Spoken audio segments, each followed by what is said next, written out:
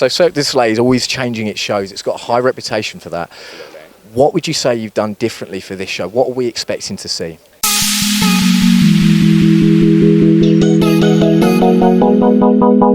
Hello. Lovely to meet yourself, Ramarni. Obviously, I'm Asa.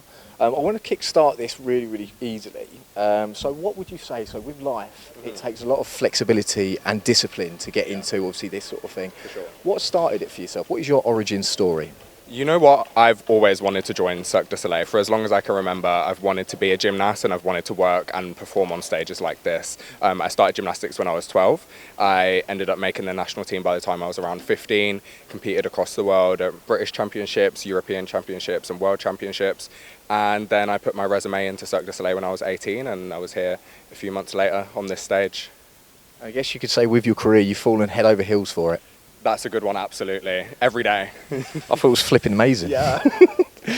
So obviously, getting on such a stage such as this, it takes quite a lot of persona and adversity to get through, right? Yeah. What got you casted for Cirque du Soleil? Oh, I couldn't tell you exactly what it is. You know, Cirque du Soleil has a database with thousands and thousands of applicants over 30 and 40 years, and you really just have to stand out. I couldn't tell you what it was that made me stand out, but when I spoke to the casting advisors who brought me here and the coach, they said that in my demo video I was just super normal. I wasn't trying to put on a front and pretend. I was just, hello, you're right, I'm Marnie, you know, and they just kind of resonated with that. And they, just as well as being a good acrobat, they want someone that gels with the team. You know, we're 53 artists, we're a team of over 100. You have to be able to gel with the people that you work with day in, day out, and I think they saw that in me, which is lucky. Teamwork makes the dream work, I would say. So Cirque du Soleil is always changing its shows. It's got a high reputation for that. Absolutely. What would you say you've done differently for this show? What are we expecting to see? This show it's a very niche show. We don't have any English language or any other language in the show. It's all about bugs, which makes it very accessible for anyone of any ages. We have world-class acrobatics, we have world champions, European champions, we have an ex-Olympian, Nancy Damianova, who's actually in this act. She's up there actually right now, getting ready to train, and we have people that have graduated from circus schools all across the world. We have really the best of the best come here for this show here at the Royal Albert Hall. So I would highly recommend anyone to get down here. We have musicians from all over the world. We have actually a full team of 7 musicians that play live throughout the whole show. So you get a bit of circus, almost orchestra. We have a singer. It's really the complete package, and I recommend anyone to come and see it. Another question I have as well, so obviously working collaboratively as a team, it's all about bugs and insects and so forth. I like to consider myself a bit of a chameleon. Okay. I fit in with the crowd. I can tell. Obviously you're quite flamboyant and you stand out as well. How does it feel to be amongst great personalities like yourself and working collaboratively? Oh, you know what? I work in a house troupe act, so there's 12 other boys that I do this act with, and the aim in this part of the show is not to stand out. I want to be on the same level as the rest of we're a team, you know, and we're entertaining the audience as a team. So for me, I don't make it my effort to try and stand out and go above and beyond. We all, like I said, we collaborate to make it work. Outside of the act though, I do stand out. I'm very flamboyant, like you say. I go and I do extra training and I get to meet people from all over the world, and I'm really trying to make my connections in the circus community because it's huge. It goes all around the world, seriously. So you do stand-up comedy, is that correct? No, I wouldn't say stand-up comedy. I would love to, maybe one day. Maybe you could teach me, I don't know. I've got a couple of one-liners, I must admit. I was actually offered to do stand-up comedy, but I had to sit down. I'm going to let you have that one, but that one wasn't too good, but it's okay. So going into a mix of the comedy as well, I'd like to sort of talk about the psychological preparation it takes to go into such a show such as this. Yeah. I'm a boxer, I've performed under the lights. I must admit, it sometimes can get to the occasion. I partake in a bit of meditation. Is there anything in particular that you do just to sort of unwind before the show? Yeah, you know, we do this show sometimes, especially while we're here in Royal Albert Hall, 10 times a week. So everyone has their own kind of preparation that they do to make sure that they're mentally and physically prepared for the show. For me, when I was performing as a gymnast, I was very sure on when I'm chalking up my hands ready. I would always put the chalk on the floor and step in it and do my normal routine and make sure I'm ready. And I do the exact same thing here. I've been doing it for the past 8 years of my life while I've been competing and performing. And then just mental preparation, just having a time to just sit down and prepare yourself, especially for the first show of the week or something as big as Premiere tomorrow, you really just want to sit down and take in where you are. You know, I've never performed in a venue this huge before, so to even be here is incredible, and I'm trying to take it in just as well as showing the audience what we do. It's actually fantastic. It's feeling the energy, right? Well, look, you're a lean, mean, acrobatic machine, so your diet must be on point. So what is the preparation that goes into keeping yourself this lean and sort of in shape? Honestly, I go to the gym almost every day, whether it's to just sauna, whether it's just to stretch or to work out or gym. I'm in there every day just because this is my life. You know, I've been doing it for such a long time that it's not a chore for me to go to the gym. I just, you know, you wake up, you have your coffee. I wake up, I have my coffee, I go to the gym. I'm just used to that.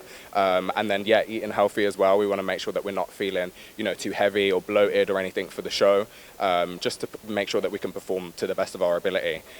So for me, yeah, eating very healthy. I like to eat a lot of salad just to make sure I'm feeling fresh.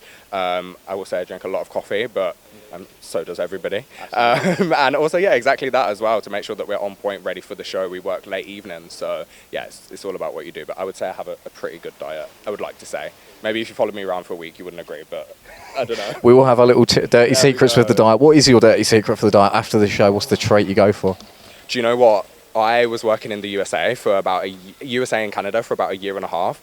I have never missed a Nando's so much in my life. Honestly, we've been back in the UK like 2 or 3 weeks. I actually can't admit how many times I've had a Nando's. I've just been missing it so bad that it's like my comfort food, you know.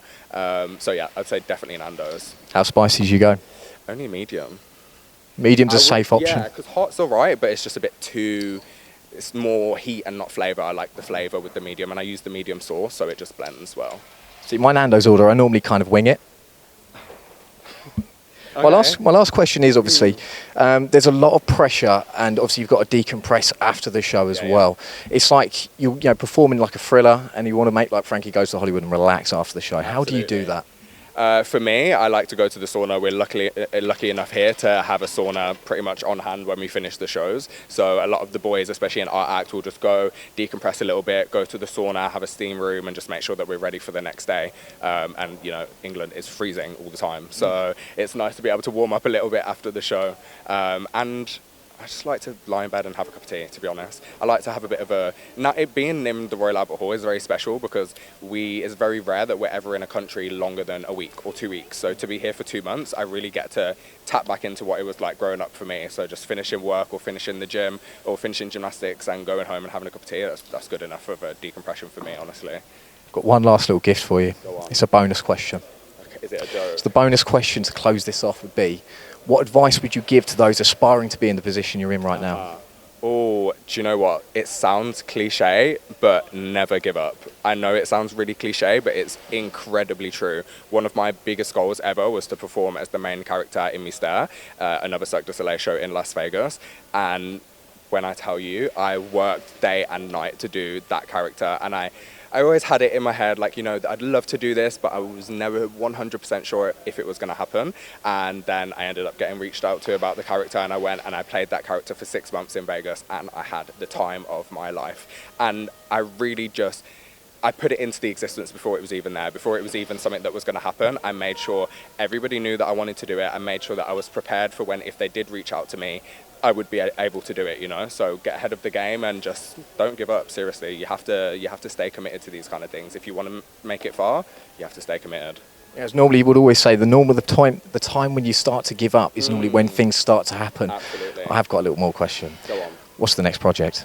Oh, the next project, honestly, I'm loving this show at the moment. I'm happy to stay here for a while. I'd love one day maybe to get into the cabaret scene. I've met a lot of friends that work here on OVO that have worked in cabarets all across the world, and I'm trying to dabble in the aerials a little bit, transitioning from being a gymnast. So yeah, maybe work in the cabarets here in London or in Australia. That's something I'd love to do in the future.